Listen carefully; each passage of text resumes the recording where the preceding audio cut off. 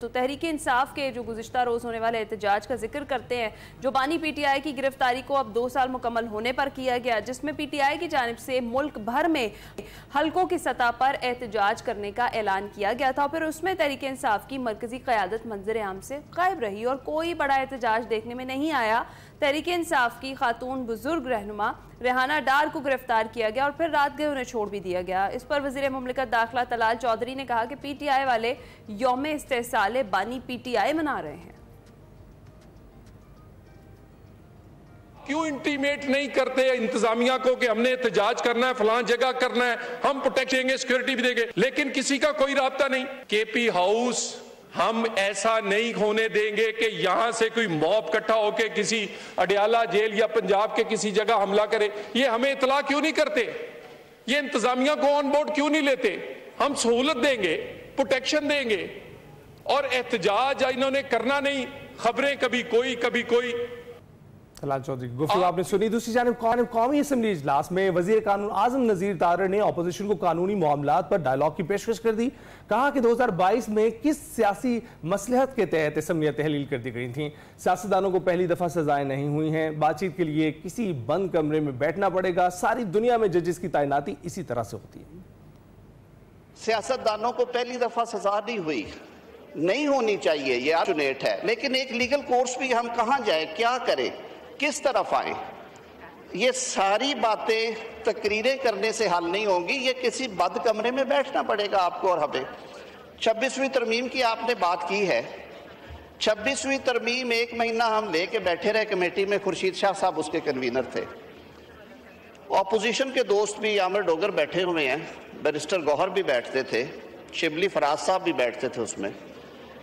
हमने उन्हें सामने रख के कहा कि बताएं इसमें गलत क्या? कहते नहीं, चीज़ें ठीक है, टाइमिंग ठीक नहीं है। हमने कहा टाइमिंग भी ठीक कर लेते हैं, बताएं और कौन सी चीज़ निकालनी है इसमें से।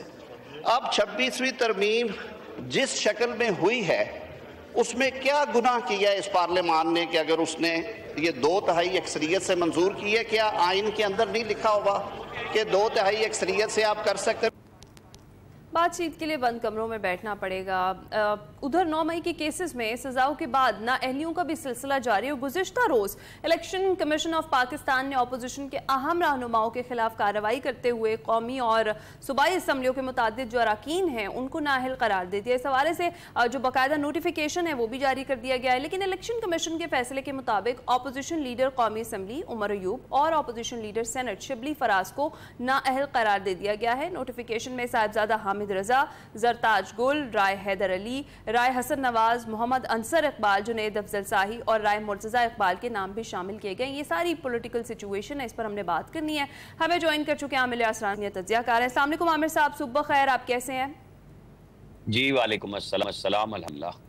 आमिर साहब, सबसे पहले ज़रा तहरीक इंसाफ के जो कल की तहरीक थी उसका जिक्र कर लेते हैं, जिसमें एहतजाज किया गया और फिर बातें की जा रही थी कि हुकूमत को सरप्राइज़ दिया जाएगा, मगर तहरीक इंसाफ को इलेक्शन कमीशन ने ही फिर सरप्राइज़ दे दिया और 9 अरकान असम्बली और 1 सेनेटर को फिर नाअहल जब करार दिया गया। पंजाब असम्बली, कौमी असम्बली और सेनेट में कायदे हिज़्ब इख्तिलाफ तीनों नाअहल हो गए हैं। हुकूमत की मुश्किलात में इजाफा करने की बजाय तहरीक इंसाफ आपको नहीं लगता अपनी मुश्किलात खुद बढ़ा रही है? सारी सूरत हाल को आप कैसे देखते हैं? जो बात अभी आजम नज़ीर तारड़ की आपने सुनवाई कि बातचीत डायलॉग ही हल है मसले का, कल स्पीकर भी यही बात कर रहे थे कि तनकीद करें लेकिन बातचीत करें। महमूद खान अचकज़ई की हमेशा से एक ही तकरीर है कि डायलॉग करें और सिविल सुपरमेसी की बात करें, लेकिन अमली तौर पे बात नहीं बढ़ती आगे। अब पीटीआई की क़यादत, बेशक इमरान खान ने मिसाल यूसुफजई के टिकट पे मना किया था कि वो सियासी तबसरा ना करे अलीमा खान, लेकिन सबसे बड़ी तहरीक 5 अगस्त की वही बुनियादी तौर पे, चूंकि ये तहरीक थी बयानात की, तो उसमें वो लीड कर रही थी कि जी सरप्राइज मिलेगा। पहले उन्होंने भतीजों का सरप्राइज देने की बात की, तो आपके प्रोग्राम में भी मैंने बात की यहीं सुबह और कई दफा कहा कि जब वो आएंगे तो हम तबसरा करेंगे ना इस तहरीक के लिए। और फिर इमरान खान ने कहा कि नहीं, मेरे बच्चे इस काम के लिए तो नहीं आएंगे, मैं अकेला ही काफी हूँ, और फिर साथ ये कि मैं खुद लीड करूंगा। तो अब आपने देख लिया कि इमरान खान 25 मई 2022 को भी लीड करते हुए इस्लामाबाद आए थे सवाबी से, और कासिम सूरी के बकौल इस्लामिक टच देते हुए वापस हो गए थे। और उसके जो सुप्रीम कोर्ट ने उन्हें कहा था कि आप रेड जोन में नहीं आएंगे, तो फिर वो ब्लू एरिया के स्टार्ट से पीछे हट गए। अब जब उन्होंने जेल से तहरीक चलाने की बात की तो फ्रस्ट्रेशन का इजहार ये था कि 1.5 हफ्ता पहले उन्होंने कहा कि मुझे तो कोई आसार नजर नहीं आ रहे कि आप लोग कोई अच्छी तहरीक चला रहे हैं। उन्होंने अपनी पार्टी पे तनकीद की और फिर एक तहरीक तहफ़्फ़ुज़ आईन पाकिस्तान का सहारा लिया कि जी वो करेंगे, लेकिन उन्होंने भी कहा कि हम आपकी अखलाकी सपोर्ट करेंगे, तहरीक आप खुद चलाएं। तो अब देखें ये जो सिचुएशन बनी है कि प्रेशर नहीं रहा और आप 26 नवंबर के बाद पहली दफा प्रेशर डालने के लिए 5 अगस्त की डेट दे रहे थे कि ये नुक्ता अरूज होगा, और उस नुक्ता अरूज की हवा में गुब्बारे में से हवा निकाल दी अली अमीन गंडापुर ने कि वो नुक्ता आगाज होगा और हम 90 दिन के लिए करेंगे। कल उनकी गाड़ी को भी रोका गया और कारकुन कह रहे थे डी चौक चलें। अब डी चौक आने का मजाक जो है ना वो सह नहीं सकते अली अमीन गंडापुर, वो ये काम और तजर्बे कर चुके हुए हैं। तो वो तो निकल गए पतली गली से कि 14 अगस्त को हम दोबारा लाहे अमल देंगे। अब 5 अगस्त पे यौम इस्तिसाल कश्मीर पूरी कौम मना रही थी, पूरी दुनिया में पाकिस्तानी डायस्पोरे, सफारत खाना सब यही काम कर रहे थे और ये कह रहे थे हम एहतजाज करेंगे। अब 14 अगस्त को जब जश्न आज़ादी मनाना है तब इमरान खान साहब ने कह दिया कि चलो वही है, वो होता है ना जुलूस जब ना निकल रहा हो तो किसी चौक में खड़े हो जाए तो रास्ता बंद कर दें तो जुलूस बन जाता है। तो 14 अगस्त में तो लोग निकलते हैं पाकिस्तान का जश्न आज़ादी मनाने, तो उसके रंग में भी भंग डालने की कोशिश पीटीआई ने अभी से कर दी है। मुझे नहीं लग रहा कि ये कोई इम्पैक्ट बना सकेंगे अभी फौरी तौर पे जब तक वो सियासी लाहेअमल नहीं बना लेते हैं। बिल्कुल ठीक। तो आमिर साहब यही जिक्र करने वाला था, आज़म नज़ीर तारड़ साहब की आपने बात की, इन्होंने कहा बंद कमरे में बैठकर गुफ्तगू होती है, तो किसको दावत दे रहे हैं? क्योंकि दूसरी जानिब अगर पीटीआई को ये दावत दे रहे हैं वो तो रजामंदी नहीं है इनसे बात करने के लिए, और वो कहते हैं कि जो ताकतवर हल्के हैं उन्हीं से बात होगी। तो ताकतवर हल्कों का जवाब तो उन्हें मिल रहा है ना। कल जो सरप्राइज आपने अभी इलेक्शन कमीशन का कहा वो किसका सरप्राइज है? क्या DGISPR ने ओपनली नहीं कहा था कि आपको माफी मांगनी पड़ेगी, सिद्ध के दिल से माफी मांगनी होगी, फिर आप जाके हुकूमत से बात करें, रास्ते बनाएं? आपने नहीं बनाए। यहाँ पे बड़ी तनकीद हो रही है कि जी जजों ने बड़ी जल्दी फैसले दे दिए, ये कंप्रोमाइज हैं। ओके, होंगे, गलत भी सजाएं होंगी, सही भी होंगी, सियासतदानों के साथ तो हमेशा से होता है, ये आया है। लेकिन क्या पीटीआई ने जो वकला की फौज जफर मौज सियासत में डाली, उन्होंने अपने लीडरों के केस लड़े? अपने वर्कर्स को तो छोड़ ही देना कि किसका केस कोई लड़ेगा। तो जब सीरियसली लेना था, जब आप बरतानिया और अमेरिका की मिसालें देते हैं, कैपिटल हिल की, लंदन राइट्स की, तो वहां पे तो समरी कोर्ट्स बनी थी, लोगों को फौरन जल्दी जल्दी समाअत करके सजाएं दे दी गई। यहाँ ऑडियो वीडियो सब मौजूद, यहाँ पे तमाशा बना रहा, यहाँ अदालतों ने जमानत पे जमानत दी, गुड टू सी यू कहना शुरू किया, तो नतीजा क्या निकला कि मजाक उड़ा कि ये क्या करेंगे। तो अब जब सजाएं हो रही हैं तो सब परेशान हैं कि देखें जी जल्दी जल्दी सुप्रीम कोर्ट ने कहा 4 महीने। भाई 4 महीने जब कहे थे तो 2 साल हो रहे थे उस बात को, वाक़े को 2 साल तकरीबन हो चुके हुए थे, तो कब फैसला होगा? फिर यही मजाक होना था ना कि आपकी जो कौमी असासें हैं, फौज के जो इदारे हैं, वहां पे जिसका दिल चाहे, ये दुश्मन का होता है कि वो हमला करता है। यहाँ लोगों के जज्बात भड़काए गए, तो भड़काने वाले कोई तो थे ना। तो अब या तो वो किरदार तस्लीम करेंगे, नहीं कर रहे, ओके, जो ऑडियो वीडियो में बोल रहे हैं GHQ जाना है, कोर कमांडर हाउस जाना है, जो जगह आपको बताई गई हैं वहां पहुंच जाएं। साथियों, ये सब की ऑडियो वीडियो मौजूद है ना। तो अब उनकी सजाएं भी ना हों, वो कब होंगी? अभी तो देखें PF बेस मियांवाली के हमले का केस का फैसला आना है, इस्लामाबाद GHQ हमले केस का आना है, कई 9 मई के केसेस के फैसले अभी पाइपलाइन में मौजूद हैं, कुछ चल रहे हैं, कुछ रुके हुए हैं। तो पीटीआई को सियासी हिकमत अमली अपनाते हुए अपने बानी pattern in chief Imran Khan से बात करनी चाहिए कि हुजूर को पार्टी को भी बचाना है या सिर्फ यही रखना है कि भाई किस तरह आपको डे बाय डे सियासत करनी है और मीडिया पे करनी है। अच्छा, तो आमिर साहब एक तरफ तो रियासत दिल बड़ा कर रही है और जिस तरह से अभी आज़म नज़ीर तारड़ साहब का भी जिक्र हुआ और उन्होंने जिस तरह से कहा कि बंद कमरों में बातचीत होगी, एक जानिब बातचीत की दावत दी जा रही है, दूसरी जानिब फिर उनके अरकान असम्बली को नाअहल किया जा रहा है। ये दोनों ऑफर्स जो हैं ये एक साथ साथ तो नहीं चल सकती ना? नहीं, देखें, बातचीत की दावत कोई आज तो नहीं दी गई। जब से हुकूमत में आए हैं शहबाज शरीफ ये बात कर रहे थे, जब वो अपोजिशन लीडर थे, आसिफ अली जरदारी थे, इमरान खान से मिसाक मईशत पे बात करते रहे, वो झटकते रहे। यही काम उमर अयूब करते रहे कि प्राइम मिनिस्टर खड़े होकर शहबाज शरीफ कहते हैं कि आए बैठे बात करें, वो कहते हैं तुम चोर हो, तुम डाकू हो। तो भाई फिर किस तरह होगा? फिर बैरिस्टर गौहर को बजट जिस दिन पास हुआ, फाइनल डे था, शहबाज शरीफ चल के गए और उनसे कहा कि बैठ के बातचीत करें, मेरे पास नहीं आते, स्पीकर के चैम्बर में आ जाए, मैं वहां आ जाऊंगा, हम बैठ के बात कर लेते हैं, सारे मिल के कर लेते हैं। गवर्नमेंट और क्या करे? उसको ये कहते हैं मिन्नत करने आई है, तो फिर मिन्नत तो वो नहीं ना हो रहा, फिर NRO कौन मांग रहा है? ये NRO देने गए थे शहबाज शरीफ या रास्ता बनाने गए थे कि सियासी जमातों की बकाए बामी इसमें है कि बातचीत से रास्ते निकालें? अब उनको ये समझना चाहिए कि पाकिस्तान के अंदर जब वो कहते हैं हमने तो सबको आजादियां दी थी, पीटीआई कहती है मौलाना फजलुर रहमान आए, बिलावल आए, सब आए, लेकिन भाई किसी ने 9 मई तो नहीं किया हुआ था ना। तो आपके जिम्मे ये काम लग गया हुआ है, आप लोगों ने जिम्मे लिया है, तो फिर रास्ता इससे आप बनाएंगे या फिर सजाएं, अपना कानून अपना रास्ता बनाएगा, तो सजाएं तो आनी है उसमें। तो आमिर साहब, सजाएं एक जानिब हो रही हैं, दूसरी जानिब फौरी तौर पर नाअहलियां हो रही हैं, आता है फौरी तौर पर इलेक्शन भी हो जाएंगे? नहीं, देखें, नाअहली होना इलेक्शन के फैसले के बाद ये इलेक्शन कमीशन ने अपना काम करके फारिग कर दिया। आप जाके, मुझे यकीन है कि फौरी तौर पे शायद ना हो, बल्कि स्टे हो जाएंगे इन इलेक्शंस पे कि जी इनकी लोगों की अपीलें होनी है, तो अपील तक स्टे दिया जाए। इलेक्शन हो सकता है इलेक्शन कमीशन इस हफ्ते या अगले हफ्ते इलेक्शन शेड्यूल भी दे दे, और उसके ऊपर, क्योंकि जैसे जमशेद दस्ती का इलेक्शन कमीशन ने एक फैसला किया और फिर वो कोर्ट में चले गए कि जी इलेक्शन, ज़िमनी इलेक्शन रोका जाए, तो इलेक्शन कमीशन का फैसला सस्पेंड नहीं हुआ, बल्कि ज़िमनी इलेक्शन की तारीख का फैसला सस्पेंड कर दिया हाई कोर्ट ने।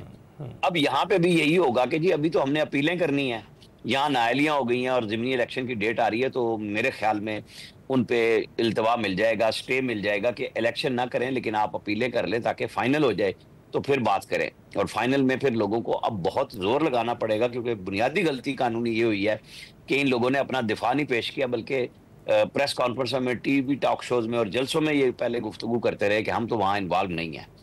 अब जो इस्तगासा के ऊपर ये कहते हैं जी झूठा सच्चा बयान दिया, फलाना दिया, तो भाई ये अपील में आपको फिर साबित करना पड़ेगा, इस्तगासा ने नहीं करना। अब आपको जो काम पहले करना था, जो फवाद चौधरी ने किया, उनके भाई भी वकील है, ये खुद भी वकील है, फैसल फरीद ने पूरी टीम बनाई और साबित किया कि फवाद चौधरी वहां नहीं थे, जैसे शाह महमूद कुरैशी को कहा। लेकिन अब जितने लोग बरी हो रहे हैं उनको पीटीआई में ये तनकीद का निशाना बना दिया गया कि ये कंप्रोमाइज्ड है।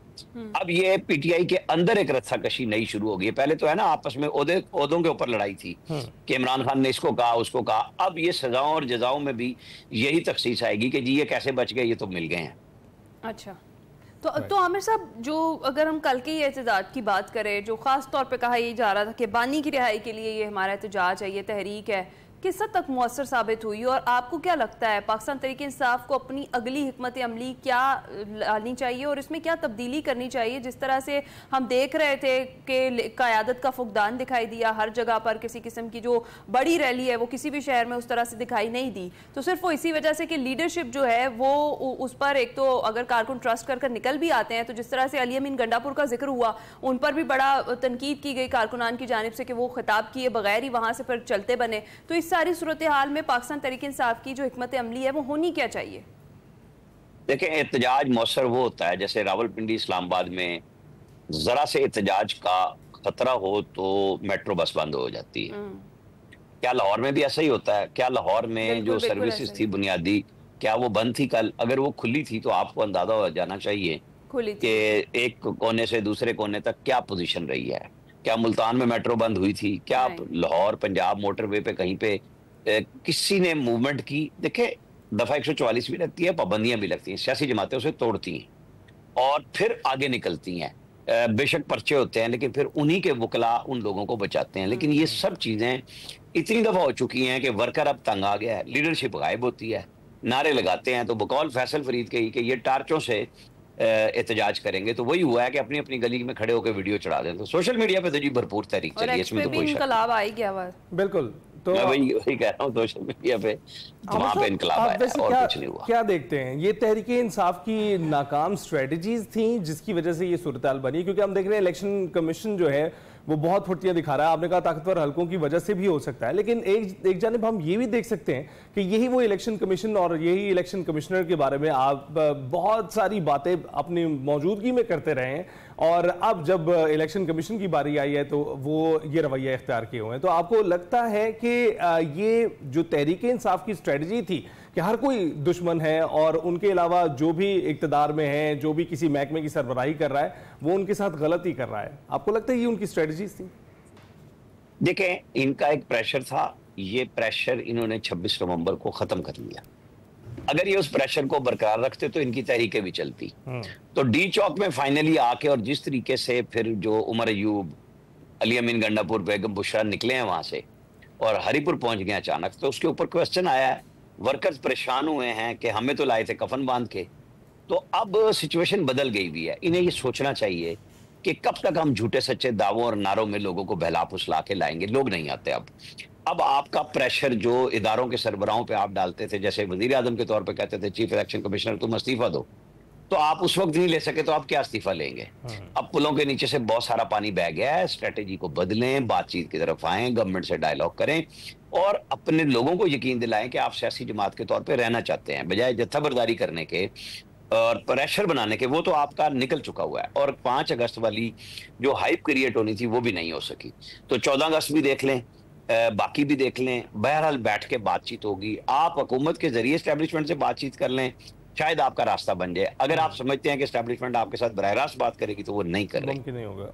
बिल्कुल ठीक है। अच्छा आमिर साहब, एक और हम देख रहे हैं कि ख्वाजा आसिफ बड़े अरसे से कुछ ब्यूरोक्रेसी पर तनकीद करते हुए दिखाई देते हैं। कल की भी उनकी ट्वीट है, आपकी नज़र से भी गुजरी होगी, ज़रा उस पर भी कमेंट करिएगा, उसकी क्या वजह है। और दूसरा ये कि आईनी तरमीम की बड़ी बाज़गश्त है, तो आपके पास क्या खबर है? आप तो बड़ा क्लोजली ऑब्जर्व करते हैं ये जो ताकतवर हल्के हैं और जो सियासी तरमीम है जो सारी, इसमें कौन सी ऐसी तरमीम है जिस पर अब बात की जा रही है, जिसको लाने की बात की जा रही है?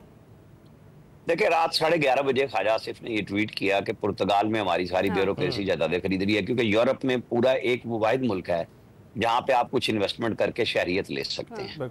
और ये न सिर्फ ब्यूरोक्रेसी बल्कि हमारे जितने भी जिनके पास पैसे मौजूद हैं वो सारे वहाँ भाग रहे हैं। इस सेंस में भाग रहे हैं कि डुअल नेशनलिटी कोई पहली दफा तो नहीं हो रही, या कोई दूसरे मुल्क की नेशनलिटी लेके कुछ बच्चे जाते हैं, जर्मनी जा रहे हैं, वो वहाँ पे जॉब करते हैं, उसके बाद उनको शहरियत भी मिल जाती है। कनाडा देता रहा है, अमेरिका, बरतानिया, सब जगहों पे आप देख लें कि लोग गए हैं। अब ये एक नई मरकज बनी है। ख्वाजा आसिफ की वजह से उसको एक हाइप क्रिएट हुई कि जाहिर है अब ख्वाजा आसिफ को लोगों ने नीचे जो तबसरे किए हैं कि भाई तुम वजीर दिफा हो, हमें बातें ट्वीट पे लिख के दिखा रहे हो, तो अमल करके दिखाओ ना, ये ब्यूरोक्रेसी को लगाम कौन डालेगा? तो ये क्वेश्चन भी वैलिड है कि ख्वाजा साहब जो दुरुस्त बात कर रहे हैं तो उसका इलाज भी तो फिर कराना चाहिए ना, क्योंकि जब वज़रा गाड़ियों की मराद से शुरू होते हैं, बहुत छोटे काम से शुरू होते हैं कि गाड़ी अगर आपकी एंटाइटलमेंट 1300 या 1500 सीसी, आप 2500 सीसी गाड़ी लेते हैं, बीवी बच्चों के लिए अलग से गाड़ियां लेते हैं, तो बस फिर ब्यूरोक्रेसी का राज शुरू होता है। जब आप सियासतदान इस बात पे नुकेल नहीं डालते तो फिर आप किसी को क्या गिला करते हैं? फिर सोशल मीडिया पे आके तंज करना अच्छी बात नहीं है। इन्हें ये बात कैबिनेट में करनी चाहिए, इसके ऊपर कमेटी बिठवानी चाहिए, डाटा निकलवाना चाहिए। कोई ऐसी बात नहीं है। अपना पुर्तगाल में जो हमारा सफीर है उसको मुतारिक करें, चीजें निकाल लें। ये इसके अलावा तो कोई चीज नहीं है ना कि आप बातें करें और फिर अमल ना करें उस पर। जो बात आप 27वीं तरमीम की कर रहे हैं, देखिए मैं मुसलसल कह रहा हूँ 3 हफ्तों से ये बात कि नवंबर में सुप्रीम कोर्ट बार के इलेक्शन है, उससे पहले कुछ नहीं होने का। और जो एस्टेब्लिशमेंट है मुल्क की, उसका जवाब वाज़ेह है कि हमें इस वक्त 2 मसाइल हैं। इंडिया की जंग जीतने के बाद मजीद दिफा का मामला ठीक करना, जो खित्ते की सिचुएशन इसराइल ने और इंडिया ने मिलकर बनाई हुई है, और पाकिस्तान की इकनॉमिक पोजीशन, कि हमारी मिलके तवज्जो हुकूमत के साथ ये है कि हम इसे दुरुस्त करें। तरामीम जब जरूरत होगी, अगर 26 आई हैं तो 27, 28, 29 भी हो जाएंगी, लेकिन ये तरजीह में शामिल नहीं है।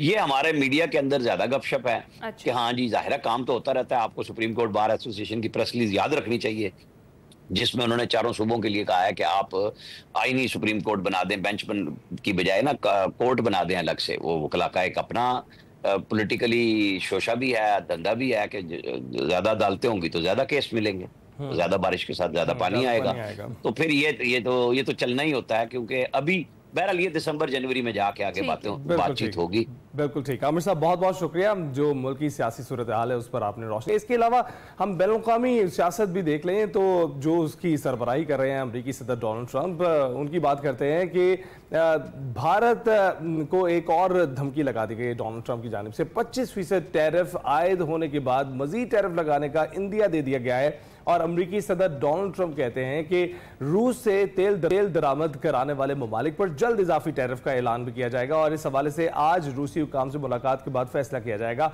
गजा में लोगों को खाना पहुंचाने की कोशिश कर रहे हैं। अरब रियासतें रकम से मदद करेंगी और इसराइल खुराक तकसीम में ताउन करेगा। रूस ने अमरीकी सदर के भारत से मुतल्लिक बयान को धमकी करार दे दिया, और तर्जुमान क्रेमलिन का ये कहना है कि हर मुल्क को अपने तिजारती शराकतदार चुनने का हक हासिल है। जी हाँ, और रूस से तिजारत रोकने के लिए दबाव डालना गैर कानूनी है। उधर अमरीकी सदर की जानिब से भारत पर इजाफी टैरिफ के ऐलान के बाद कांग्रेस ने वज़ीर आज़म मोदी को शदीद तनकीद का निशाना भी बनाया है। तो जनाब, ये ओवरऑल जो सिचुएशन हमने आपके साथ शेयर की है। अभी हम जाएंगे ब्रेक पर, आप कहीं मत जाइएगा।